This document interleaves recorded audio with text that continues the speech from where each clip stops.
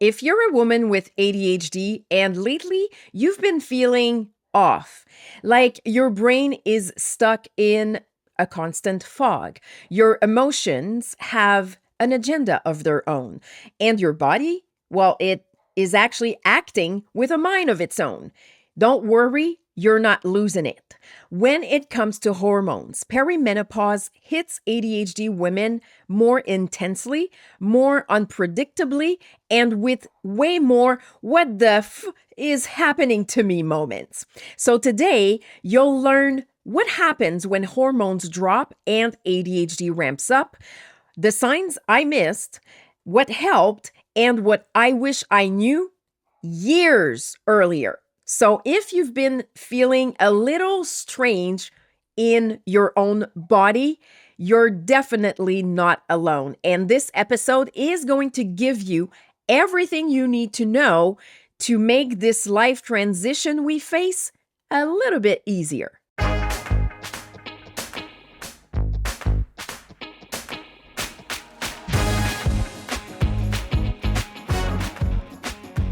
Welcome to Phenomenally ADHD. I'm Zarina, your host, ADHD and money coach, unapologetic Gen X ADHDer, also a late diagnosed club member who happens to be in perimenopause.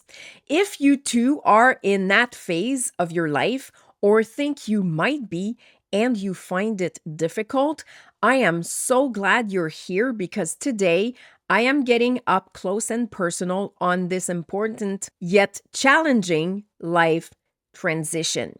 And I don't usually open up on personal things. It's uncomfortable, but I have this belief that no one really cares about what's happening in my ADHD life as a woman. But what I've been living for the past year is too important not to share because too many ADHD women suffer in silence. And I mean, a lot of women in general suffer in silence in this time of life. And perimenopause, thankfully, is talked about a lot. I mean, regardless of ADHD, there is 1 billion of us going through it right now. But perimenopause is not talked about enough through the ADHD lens. And this episode is really a mix of personal experience, education, and validation with one simple goal: educate, make sure that you know that you're not alone, and offer hope. So if this helps one woman feel seen and understood in this phase of her life, well, it's totally worth the discomfort. And as we approach the end of the year, instead of doing a typical year in review, this episode is actually your honest breakdown of what happened, what shocked me, what got worse, what helped, and what I wish I knew earlier. And I'm actually recording this after having a hell of a night of hot flashes. I mean, it was intense and I didn't sleep that well. I also have a fan with me just in case because I've noticed that when I'm tired, well, I get more hot flashes. And I don't really know the difference between, we call it hot flashes and night sweats. But for me, it's like whether it's happening during the day or the night, it's a hot flash because I get really hot and then I have to get up and take a face cloth that I pass under cold water and then just soothe myself because it's so uncomfortable. So after listening to this episode or watching, if you're on YouTube, you'll really understand the symptoms of perimenopause, or at least some of them, because it can be quite a long list. You'll have a clear picture of how low levels of estrogen and progesterone exacerbates ADHD. You will also know the 4 levels perimenopause shows up in and why it matters. Have natural options such as nutrition and supplements that help, and why hormone replacement therapy really matters. And the first thing I wish I had known sooner is how crucial hormones are and what I could expect as a woman with ADHD entering perimenopause. Like, there's a lot of things I wish I knew sooner, but this is one of them. So I knew that hormones were important. I didn't know it could get crazy out of control when we get into perimenopause. And I'm not saying that every woman is the same, we're all different, but for me, it hit hard, like real hard. And it started around November of last year, and I would get random heat surges, but they were really subtle and easy to actually dismiss because I wasn't getting sweaty and it felt more like a fever. And because it was happening in November, well, that's, during like its season change, the cold or the flu might be around. So I assumed that I was actually getting sick. And I did check. I'm a little bit embarrassed to share this, but I did check my temperature quite a few times thinking I was having a fever. But I mean, at the time I didn't know because hot flashes weren't intense enough to scream perimenopause. And my periods were always regular, so I never tracked them. And with ADHD time blindness, I didn't notice that I actually skipped a month or two. After Christmas, it became undeniable that I was in perimenopause because hot flashes, like my body would just heat up like a volcano, and it would heat up in seconds during regular activities, while doing nothing, while doing the dishes or cooking dinner. So I would get a hot flash in the most unexpected and weird situations. As women with ADHD, there's probably a gazillion reasons why we miss early signs of perimenopause or any hormonal fluctuation for that matter. It can be because of poor self-monitoring, time blindness, difficulty tracking cycles, and a tendency to normalize discomfort, which we can be really good at. So, as the first signs of perimenopause appeared, I had the same approach I had when I first found out I had ADHD, and that was to go see what were the natural options I had before looking at medical ones. And it's not because I was trying to avoid hormonal replacement therapy. Maybe I was trying to delay it. Yeah, probably. That would be totally me. But I was curious to know what I was able to stabilize before going there. And a colleague actually talked to me about acupuncture. And even if I'm not a fan of needles, I did try it. And surprisingly enough, it was very effective for hot flashes. My sleep was better. And overall, my hormonal system was more in balance. But there are also other things on my non-negotiable natural support list that I want to share with you because I've been taking supplements for like almost 20 years. And that includes high quality multivitamins, calcium and magnesium, omega-3s, vitamin D, and a liver support supplement. And I have linked the list in the episode description if you want to check it out. My list also includes regular strength training, which is super important to build muscle mass. because when we get to our late 30s, early 40s, we start losing that muscle mass. So strength training is really effective to keep those muscles strong to prevent other issues later in life because it continues to decrease. Nutrition, super important. Proteins, I try to aim for 30 gram a meal. Fibers are also super important. I don't eat that much refined sugars, but I try to limit the intake at a minimum, if not at all, and no alcohol. But that's easy for me because I don't drink that much.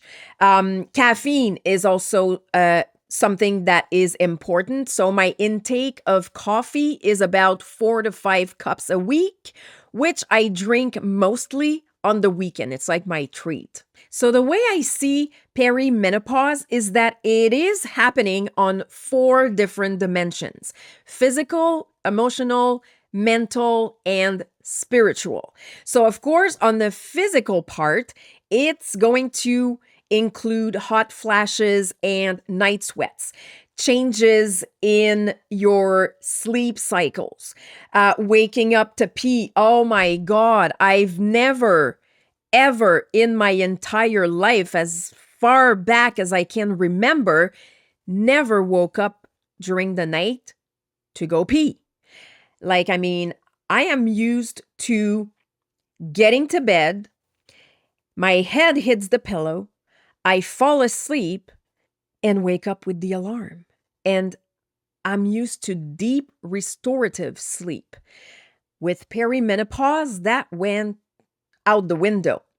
A night like last night, well, it's taking the covers off and putting them back on, and taking the covers off and putting them back on, taking the covers off. So here's a quick checklist of physical symptoms. So we've already mentioned heat waves or hot flashes and night sweats, heart palpitations, insomnia, heavy or light periods, weight fluctuation, joint and muscle pain. There's also dry mouth. Oh my goodness, dry mouth. I mean, you cannot imagine the amount of water that I can drink on those days where I feel so thirsty. Vaginal dryness, pain during intercourse, and bladder weakness. So like you used to be able to hold it in for a long time. I used to be like a champion. We would be on the road for hours and hours and hours, and I would be able to hold it in for a long time, which I'm not able to do anymore. I'm able to hold it, but not as long as I used to. So, estrogen, if you happen to not know this, helps regulate body temperature. So, what do you think happens when you get a hot flash? Well, it's because your estrogen dropped. And when those levels drop, well, it becomes really uncomfortable. And there are other signs than hot flashes, but it's the most, I wouldn't say the most common one, but it's the one that is like number one on the list. Progesterone, on the other hand, plays a role in sleep regulation. When this drops, well, you have a sleep that is disrupted. The second dimension is the mental one. So your motivation, like you might feel, and this happened to me, I felt like, oh my God, motivation was a big thing for me. So you're under the impression that your motivation just crumbles. You can't really focus, even if you had a hard time before, it's just harder. Forgetfulness for me just went crazy. I forgot things that I normally didn't. And I I mean, it was just one thing after the other, after the other, after the other. And I was like, oh my God, what the heck is going on with me? You have the feeling that your brain is glitching and you're really wondering if there's something wrong with you. Like, I mean, because you're not used to feeling this way, experimenting those kind of things, you know? So it's like, whoa, what is going on? Am I missing something? You're missing maybe a bit of estrogen and progesterone. That's what you're missing. And I'm laughing, but it's not funny. But for me, humor helps take out the drama out of it. So, yeah, it's not a fun experience. And I mean, I've been resisting it a lot, trying to even fight it, not fight it so that I would win over it and it would go away. But I mean, yeah, I was fighting my body, fighting my emotions. I'm really, really good with that. ADHD challenges. What you need to know that you might already know, but this is your friendly reminder. ADHD challenges do amplify when estrogen and progesterone levels drop because it's linked to executive function, memory, emotional regulation, and brain chemistry. So, systems that once worked, things that you've been doing for years, and it's been working perfectly fine, like systems that are actually working with your brain, you suddenly realize that, wait, they're not working anymore. And it's as if they're actually working against your brain.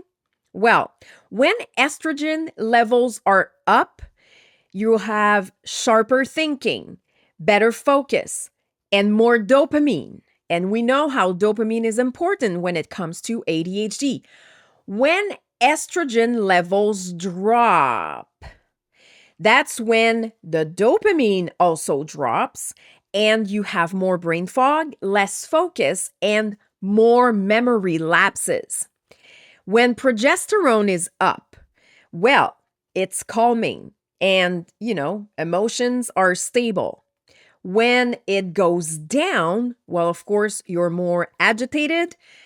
You have heightened sensitivity, even anxiety, and you're more irritable.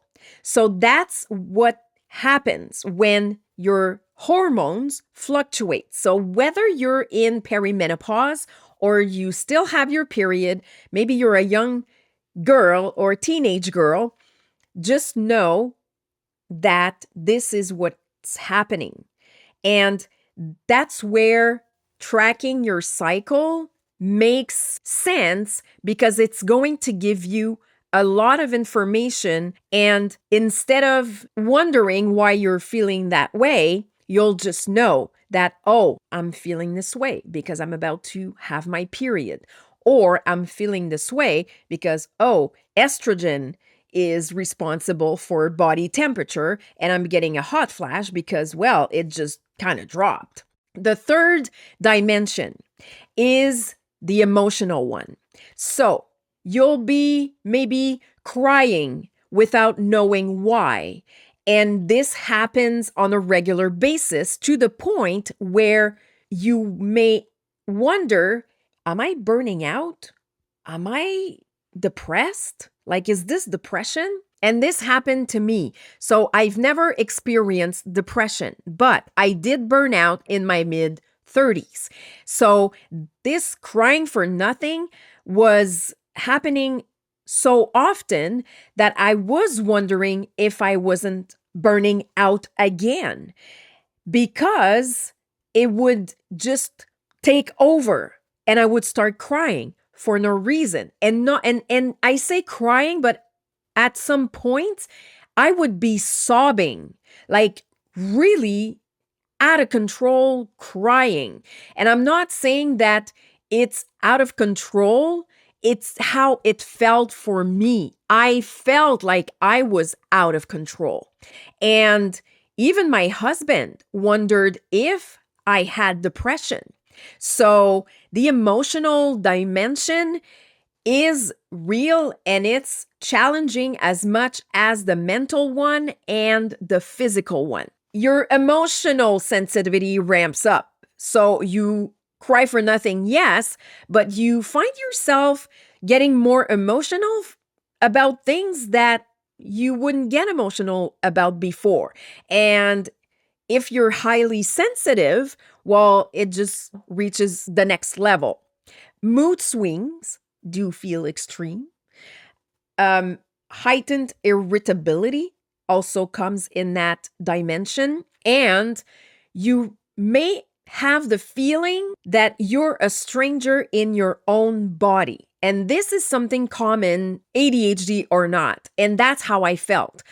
I really felt like a complete stranger in my own body because I had no clue what was going on. Like I knew perimenopause was there, but I mean, there were so many things happening all at the same time that it was like, who is this? Like many women describe this phase as I don't feel like myself.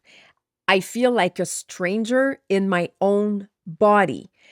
I don't recognize myself. So these really are things that women in perimenopause are going to say when they are not sure really what's going on. Hormonal fluctuation impacts amygdala activation. So it's a small almond shape structure inside your brain, and its primary function is to process fear and anxiety. It plays a crucial role in the fight or flight response, and it has many other roles such as behavior, emotional control, memory, and decision making.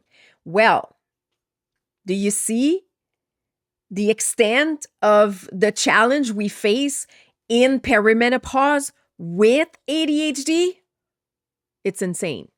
Hormonal fluctuation also impacts emotional reactivity, tolerance to stress, and social bandwidth. And I would actually say your bandwidth altogether. So if this episode hit home, come tell me. Seriously, don't keep it inside like a 90s diary with a tiny lock on it. If you're a Gen X, you know what I mean. DM me or leave a comment and tell me what part of perimenopause and ADHD you're navigating right now. What's difficult, what's helping. And the more we talk about this, the less shame we carry and the less alone we actually feel. And that's super important. We need to come together in this particular phase of our life. Okay, so the fourth phase or the fourth dimension is spiritual. So it's really the I no longer give a shit about certain things anymore. Like what used to be important to you, what other people think, what others might say, you don't really care about that anymore. And you're really at a point where you realize that it no longer matters.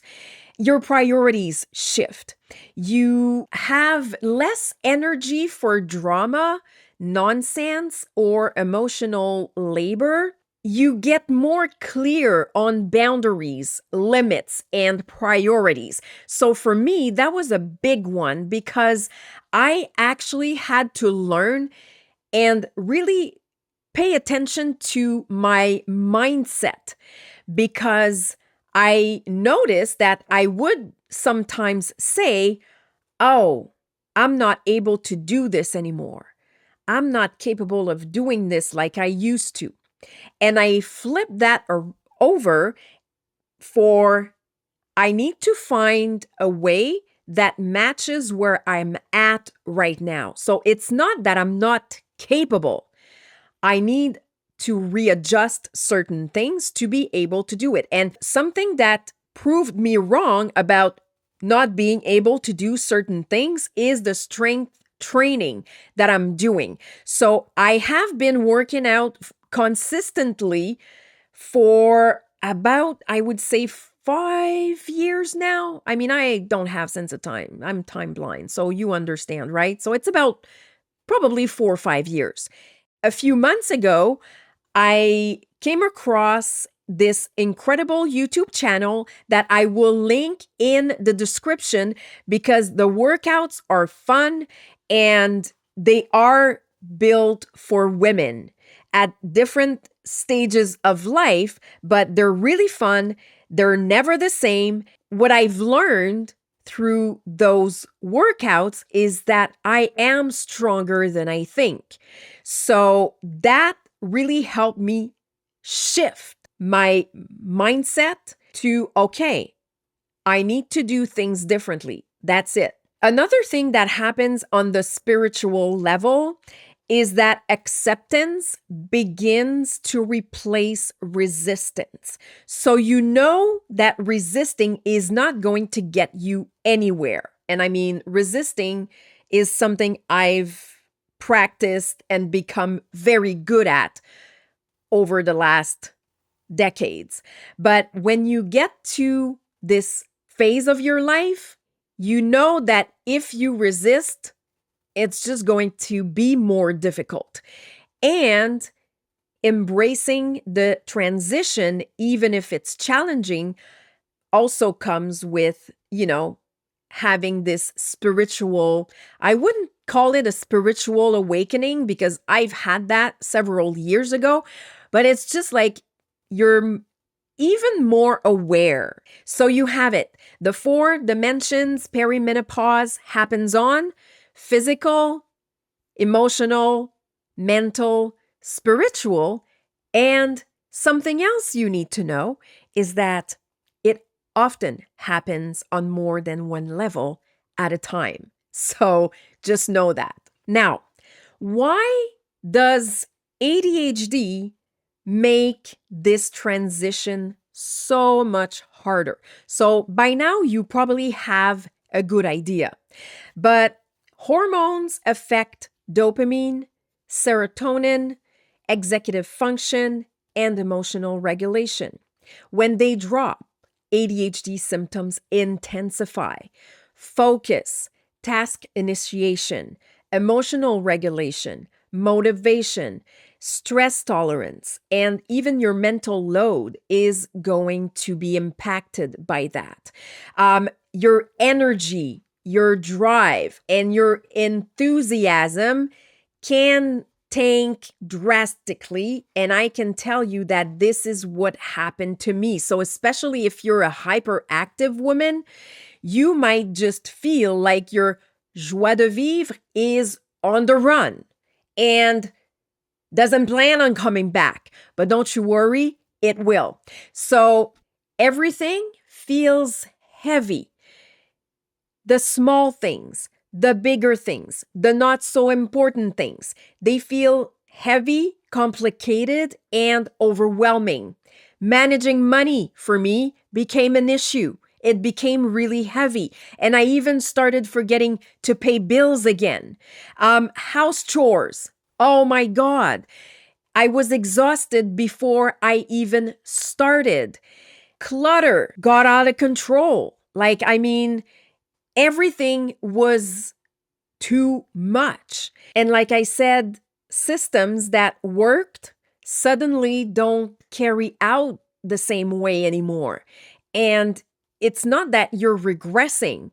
It's actually your brain that is reacting to biochemical shifts. So if you know another ADHD woman who might be quietly losing her mind, and blaming herself, not understanding what's going on. Your Gen X bestie or your sister, your coworker, share this episode with her so she knows that she's not alone. The next thing I want to touch on is your period history because it matters. And the best way for me to illustrate it is to share my personal story. So as a teen, I got debilitating cramps. And I mean, to the point where I couldn't function.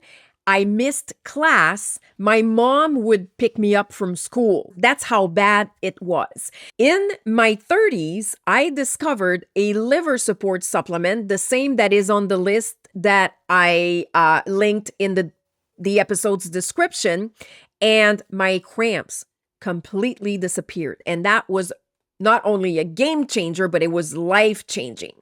So your period history is important because women with painful periods often struggle with more intense symptoms during perimenopause. If you had tough periods and you're into perimenopause and it's easy breezy for you, I am so happy and glad for you, like seriously. But if it's not the case, that's why your period history is important. So tracking your cycle is important, but with ADHD, it can be difficult. So before perimenopause, I really didn't track my cycle because it was synced with moon phases. So that helped with time blindness. And after several months, I mean, it took a while before I connected the dots, but I eventually realized that when I was feeling a certain way, it was because we were in either a new moon or a full moon phase and that I was about to get my periods. And, it explained why I was more emotional, why I had less energy, why it was more difficult for me to get up in the morning. And I was just more tired the week before. So the moon cycles really helped me raise my awareness and anticipate what really was happening. So I have ADHD-friendly tracking tips for you. You can use an app to monitor different symptoms like hot flashes, mood changes, sleep patterns, emotions, irritability, the whole list of what you're going through. It can help in identifying the triggers and the patterns. It allows you to adjust your lifestyle and or treatment option. That's what it did for me. It's also helpful to manage the symptoms better, and you can pair tracking with an existing habit that you have that is, something you do easily, and that new habit of tracking your cycle or your symptoms is going to be easier. You can also use voice notes instead of typing. You could even, if you're comfortable with sharing those intimate details with artificial intelligence, you could actually talk to AI and then it will give you a transcription, and then you can just copy and paste it into notes on your iPhone or a journal, a Word document, like something simple, not complicated. So that's something that is going to help make it more ADHD friendly, because what you might not realize is that there are low points in perimenopause. And what I found the most difficult and what really shocked me was the inconsistency with which, everything was happening. And as I'm saying this, I'm having a hot flash and I have a little fan with me here. I'm just going to start it because I don't want to stop my train of thought. So you'll hear the fan for a few seconds. But yeah, a fan is actually a lifesaver. So what shocked me really is that it's not consistent. Like a hot flash doesn't tell you a few minutes before that it's coming. Your sleep is not going to be the same every night. Like some nights I sleep well. A night like last night was like, I mean, probably one of the worst ones. So when you are aware of what is going on and you realize that it's not consistent, it actually helps navigating this perimenopause thing. So, your sleep, of course, is going to affect a lot of things. Like we know how sleep is important when we have ADHD. It's important for everybody, but for us, even more so because when we don't get a good night's sleep, when it's not restorative, we have a hard time focusing, concentrating. We're more forgetful, we're more irritable. So that in perimenopause just becomes more intense. You will have emotional sensitivity peaks. You can't really predict them, but at least you know that it's part of the little points that you are going to experience. Brain fog is going to be more frequent. Motivation will at times feel non existent, and things are going to get hard. When that happens, what I want to tell you is to not beat yourself up and give yourself grace. I mean, I had afternoons where all I could do was lay down for a nap because that's what my body needed.